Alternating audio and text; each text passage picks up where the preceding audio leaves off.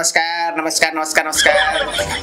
आफ्नो अमूल्य समयलाई चाहिँ बर्बाद गरेर मेरो कुरा सुन्नुको लागि तपाईहरु यहाँसम्म आइदिनु भयो।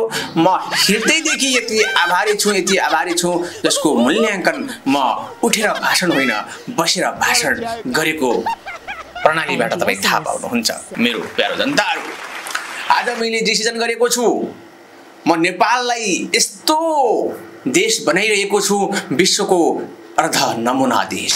आदरणीय मेरो जनताहरु, हिजोको नेताहरूले उठेर भाषण गर्थे, मैले बसेर भाषण गर्ने निर्णय गरेको छु। मेरो प्यारो जनताहरु, यस्तो किन गरे भनेपछि उठेर भाषण गरेको नेताहरूको कुनै पनि कार्य सफल भएको मैले देखिन। त्यसैले मैले फरक ढंगले फरक तरिकाले विकास गर्नुपर्छ र परिवर्तन आफैबाट सुरुवात गर्नुपर्छ भनेर मैले बसेर भाषण गर्ने निर्णय गरेको छु। आदरणीय जनताहरु, मलाई चाहिँ दुःख लागेको छ। दुःख के विषयमा लागेको छ भनेपछि तपाईलाई भेडा भनेर सम्बोधन गरिन्थ्यो हिजोको दिनमा। आदरणीय जनताहरु, त्यो वैज्ञानिक दृष्टिकोणले भेडा भनिएकोमा हामीले खुसी हुनुपर्ने दुखी हुनुपर्ने त्यस्तो केही पनि छैन।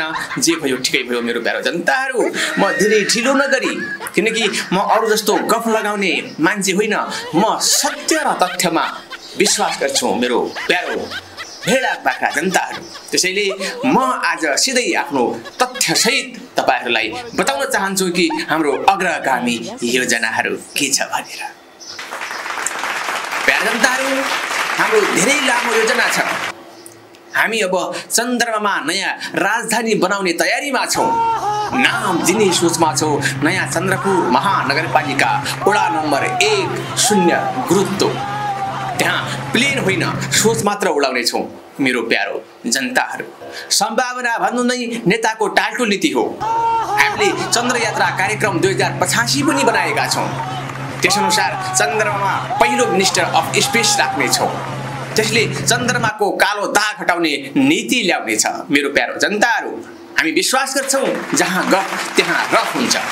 त्यस्तै प्रकारले हामीले हिमालय आइस बैंक योजना पनि ल्याएका छौं। हाम्रो योजना अनुसार हामी सगरमाथाबाट आयात एक्सपोर्ट गर्ने छौं। सिधै दुबईसम्म पाइपलाइन बनाउने छौं, जसको नाम हुनेछ हिउँ बोक्ने राष्ट्रिय नली। त्यसमा हिउँ मात्र होइन, हाम्रो भावना, हाम्रो भविष्य, हाम्रो पास्ट, हाम्रो फ्युचर सबै कुरा जोडिनेछ। मेरो प्यारो जनताहरु, यसले नेपालको जीडीपी सिधै प्लुटोसम्म पुगाउने छ। त्यस्तै हामी त अब सूर्यमा सौर्यनगरी 1 बसाउने तयारीमा छौं। तर हेरौं, दिउँसो त त्यहाँ तातो हुन्छ।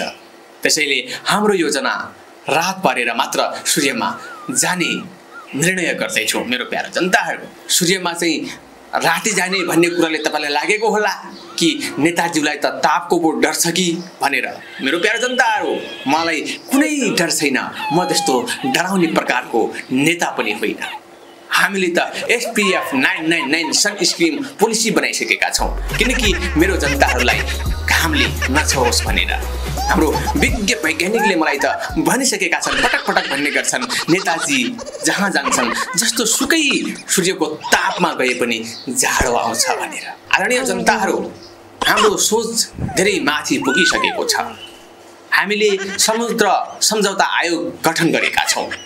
भारत, चीन र समुद्रसँग 3 पक्षीय सम्झौता गरेर पोर्टेबल सी ल्याउने कोसिसमा छौं।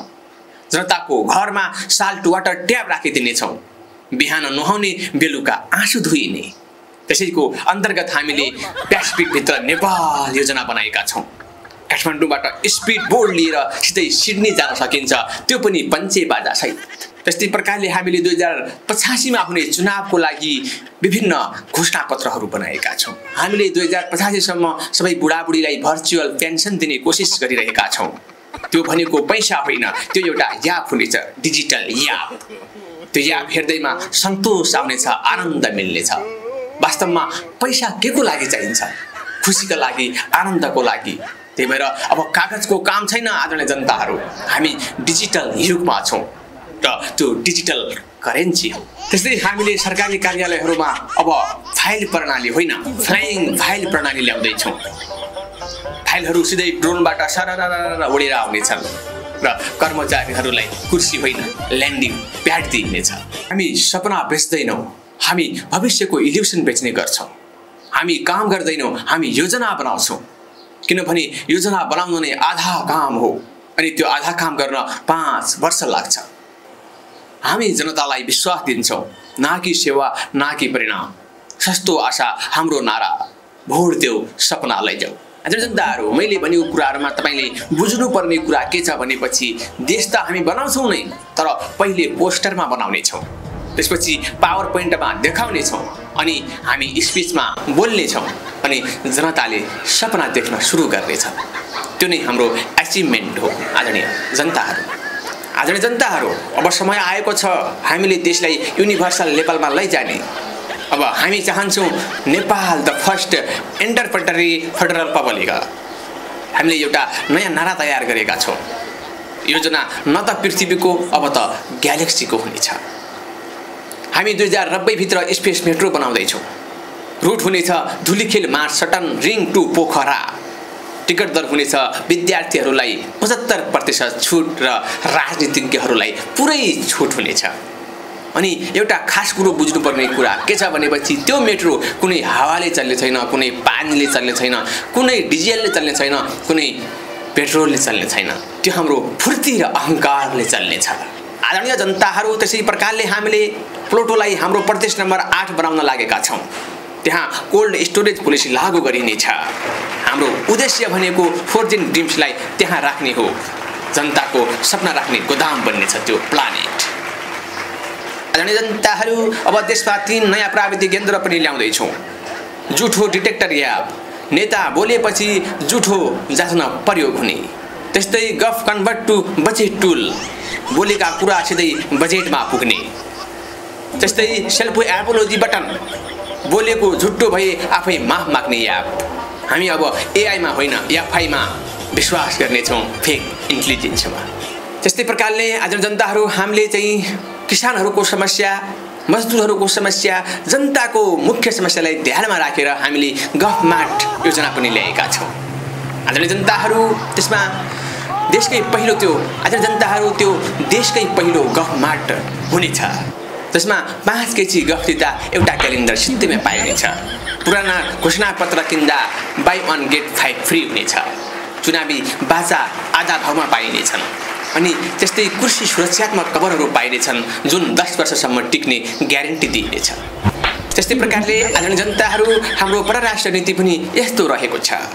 अब हामी युएनमा होइन, अब हामी सन सोलर युनाइटेड नेसनमा सदस्यता लिनेछौँ। नेपाल अब मर्करी र जुपिटरसँग सिस्टर नेसन हुनेछ। शान्तिको पक्षमा अब हामी प्लोटोमा युनिभर्सल शान्ति सम्मेलन गर्दैछौँ। त्यसमा रोबोट गुरु र एआई बाबाहरू पनि आउनेछन्।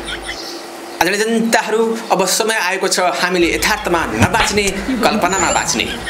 किनकि कल्पना सस्तो छ, कर लाग्दैन। काम गर्नुभन्दा गफ गर्न सजिलो छ, किनकि गफमा सांसद चाहिँदैन, कुर्सी मात्रै चाहिन्छ। यही कारण हो हामी सधैँ गफ गर्छौँ, काम कहिले गर्छौँ भन्ने पनि गफमै राख्ने गर्दछौँ। जहाँ सजिलो त्यहाँ नेता, अब त्यहाँ जनता पनि हुनुपर्छ। काम गरेर कुनै फाइदा छैन, किन आफ्नो हड्डीलाई, आफ्नो शरीरलाई दुःख दिने। आदरणीय जनताहरू, हामीले चाहे